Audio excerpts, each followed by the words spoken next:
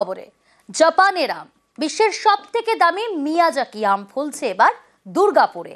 কাকসার লোহাগুড়ি গ্রামের মাটিতে তাক লাগিয়েছেন প্রাণী সম্পদ দফতরের প্রাক্তন আধিকারিক।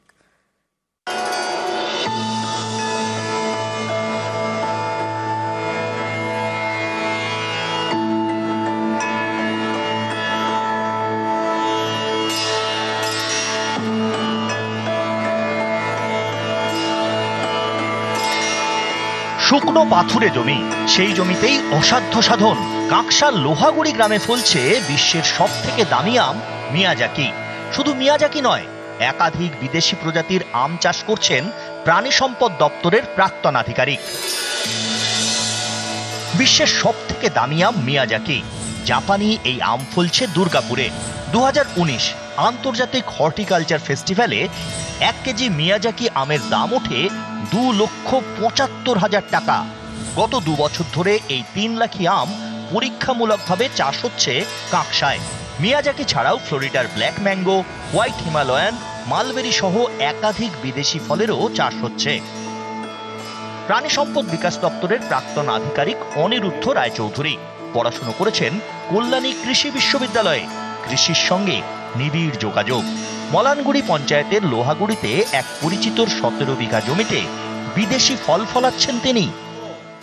কাঁকুড়ে জমি, ব্ল্যাক ম্যাঙ্গো ফ্রম ফ্লোরিডা। এটা হচ্ছে ওপরটা একদম কালো, এটা মিয়াজাকি যেরকম দেখলেন পার্পল কিংবা লাল ওপরটা। মিয়াজাকি কথাটার অর্থ হচ্ছে সূর্যের ডিম, তো কাটলে পরে ওটা সূর্যের ডিমের রঙের হবে। বাইরে এক্সপোর্ট করতে চাই এবং বিভিন্ন চাষিদেরকেও আমরা এটা দেখাতে চাই এই জমিতেও এই রকম আম হতে পারে।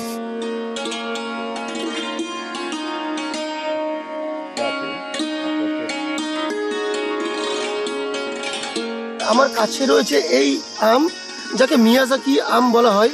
ইন্ডিয়ার যে সমস্ত চাষিরা রয়েছে তারা যদি এই আমের চাষের ফলন বাড়াতে পারে তাহলে কিন্তু আগামী দিনে আমাদের এই দেশ থেকে কিন্তু এই আমের চাহিদা অনেকটাই বাড়বে এবং চাষিরা তাতে লাভবান হবে। দুর্গাপুরের মলানদিঘি থেকে অর্পণ চক্রবর্তী, নিউজ 18 বাংলা। বাঁশ গাছ হাতির প্রিয় খাবার। হাতিদের পেট ভরাতে মেদিনীপুরের বাঁশবন তৈরি করছে বন দফতর। তাদের আশা, এতে লোকালয়ে খাবারের খোঁজে হাতির হানা যেমন বন্ধ হবে, তেমনই এড়ানো যাবে বন্য প্রাণ মানুষ সংঘাত। জঙ্গলে পর্যাপ্ত খাবারের অভাব, খাবারের খোঁজে হামেশাই লোকালয়ে হাতির হানা। কখনো বিঘার পর বিঘা জমির ফসল নষ্ট, কখনো বা বাড়িতে ঢুকে তাণ্ডব, অনেক সময় প্রাণহানির ঘটনাও ঘটে। এই ছবিটাই বদলাতে চাইছে বন দফতর। হাতিদের প্রিয় খাবার বাঁশ গাছ, তাই মেদিনীপুরে জঙ্গল লাগোয়া লোকালয় তৈরি করা হচ্ছে বাঁশবন। বিভিন্ন জায়গা থেকে বাঁশ সংগ্রহ করে বিশেষ পদ্ধতিতে চারা তৈরি করছেন বনকর্মীরা। বর্ষার আগেই মূলত হাতিদের যাতায়াতের জায়গায় বেশি করে বাঁশ গাছ লাগানো হবে।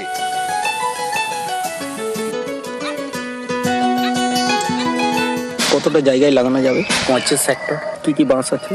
জাওয়া, ভালকি, তরল, আরো অন্যান্য প্রজাতির বাঁশ লাগানো হচ্ছে। দল ছুটি হাতিগুলো গ্রামে প্রবেশ করে যাচ্ছে, তো তার জন্যে হাতির খাবার জন্যে লাগানো হচ্ছে, যাতে না গ্রামে না আসে।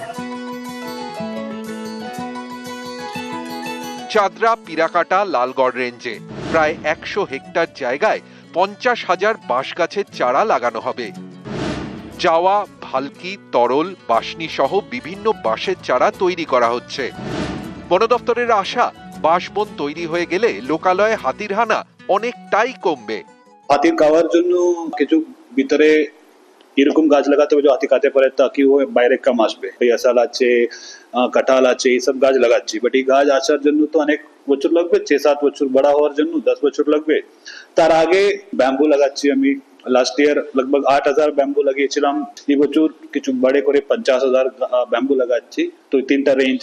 তো আমি তো এটা বলতে পারবো না তো সব কিছু কমপ্লিটলি বন্ধ হয়ে যাবে, বাট কম তো আমি করতে পারবো। ডাবল প্ল্যান্টেশন যেরকম বন মহোৎসব সময় হয়, তো জুলাই স্টার্টিং এ, তো তার সময় লাগানো।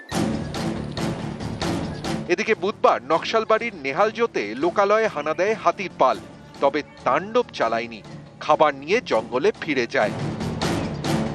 পশ্চিম মেদিনীপুর থেকে শোভন দাস ও শিলিগুড়ি থেকে বিশ্বজিৎ মিশ্র, নিউজ 18 বাংলা। গত 15ই মে বিকাশ ভবনে চাকরিহারা শিক্ষক শিক্ষিকা শিক্ষাকর্মীরা আন্দোলন করেন। সেই ঘটনা এবার বিধাননগর উত্তর থানায় চাকরিহারারা বিকাশ ভবনে অশান্তিতে পুলিশের নোটিশ, চাকরিহারা আন্দোলনকারীদের থানায় তলবারও ডিটেল জানাবে। আমার সঙ্গে রয়েছে অভিজিৎ, কি জানতে পারছো? প্রিয়াঙ্কা প্রশ্ন আরেকবার করেন, কি জানা যাচ্ছে অভিজিৎ এখনো পর্যন্ত? হ্যাঁ প্রিয়াঙ্কা, মোট 4 জন যে চাকরিহারা শিক্ষক শিক্ষিকা তারা আইনজীবীদের সঙ্গে নিয়ে কিছুক্ষণ আগে বিধাননগর উত্তর থানায় তারা ঢোকেন। কারণ যে ঝামেলা হয়েছিল, যে খণ্ডযুদ্ধ হয়েছিল পুলিশ এবং এই চাকরিহারা শিক্ষক শিক্ষিকাদের মধ্যে বিকাশ ভবনে, সেই ঘটনায় জিজ্ঞাসাবাদ করার জন্য বিধাননগর উত্তর থানায় গোয়েন্দা আধিকারিকরা তারা ডেকে পাঠায়। তার মধ্যে মোট 4 জন এসেছে। যে 4 জন সেখানে আইনজীবীদের সঙ্গে নিয়ে মেহবুব মন্ডল, তপন পাল, আলকাউজ্জুমান এবং বিশ্বজিৎ মন্ডল, এই 4 জন শিক্ষক শিক্ষিকা চাকরিহারা শিক্ষক শিক্ষিকা তারা কিছুক্ষণ আগেই বিধাননগর উত্তর তারা এসেছেন এবং তারা সেখানে এখনো কি উত্তর থানায় আছে? বিধাননগর উত্তর থানায় তারা রয়েছেন? হ্যাঁ, এখনো তাদের তারা কথা বলছেন, সেখানে আধিকারিকরা গোয়েন্দা আধিকারিকরা তাদের সঙ্গে কথা বলছেন। সেদিকে বিধাননগর উত্তর থানায় চাকরিহারারা বিকাশ ভবনে অশান্তিতে পুলিশের নোটিশ, চাকরিহারা আন্দোলনকারীদের থানায় তলব করা হয়েছিল। থানায় হাজিরা 4 জন আন্দোলনকারী। আমাদের লয়ারের পরামর্শ অনুযায়ী আজকে আমাদের 4 জন এখানে এসেছেন এবং তারা তাদের সপক্ষে অবশ্যই যুক্তি রাখবে তাদের লয়ারদের নিয়েই। আন্দোলনকারীদের হাজিরার নির্দেশ হাইকোর্টেরও। পুলিশের তলব নিয়ে হাইকোর্টে মামলা করেন 2 আন্দোলনকারী। কাল সকাল 10টায় হাজিরার নির্দেশ হাইকোর্টের। কোনো কড়া পদক্ষেপ করতে পারবে না পুলিশ, মৌখিক নির্দেশ বিচারপতি তীর্থঙ্কর ঘোষের। রক্ষা কবচ মামলায় কড়া পর্যবেক্ষণ বিচারপতি। শিক্ষকের মতো আচরণ করুন, মন্তব্য বিচারপতি।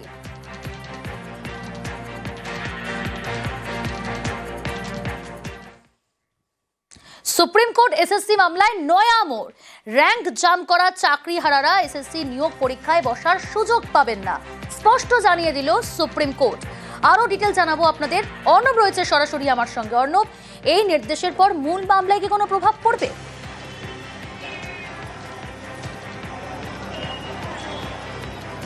দেখো, মূল মামলা যদি খুব সংক্ষেপে আমরা 1-2 করে বলতে শুরু করি, তা হলো এসএসসিতে নতুন করে পরীক্ষা হচ্ছেই, সেটা সুপ্রিম কোর্ট আরও একবার স্মরণ করিয়ে এই র্যাঙ্ক জাম্পদের সেখানে বসতে না দেওয়ার মধ্য দিয়ে বার্তা স্পষ্ট করে দিল।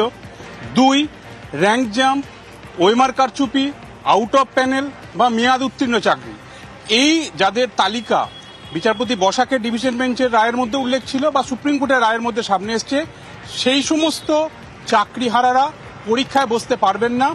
এবং আজ যেটা সুপ্রিম কোর্ট বলল না, সেটাও স্পষ্ট হয়ে গেল, হয়তো আগামী দিনে হয়ে যাবে।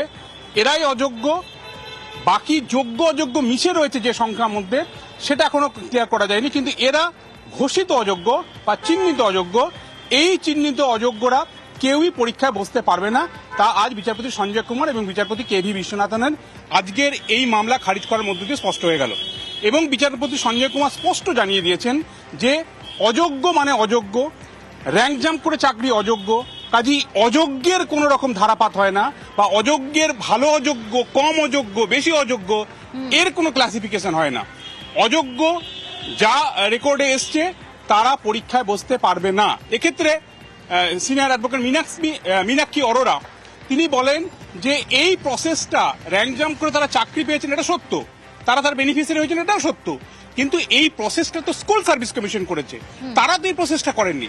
তাহলে এসএসসির এই ভুলের দায় তাদের উপর কেন চাপানো হবে? তারা তো, তাদের তো ডকুমেন্ট রয়েছে, তারা তো পরীক্ষা পাশ করেছেন, তারা তাদের ওএমআর এর কোনো গন্ডগোল নেই, তাহলে এর মাসুল কেন গুনতে হবে তাদের? তাদের অন্তত পরীক্ষা বসতে দেওয়া হোক। সুপ্রিম কোর্ট জানিয়ে দিল অবৈধ মানে অবৈধ, এবং রায় যা আছে অযোগ্য মানে অযোগ্য, এবং র্যাঙ্ক জাম্প করে চাকরি অযোগ্য, এই অযোগ্যরা কেউ পরীক্ষা বসতে পারবে না। অর্থাৎ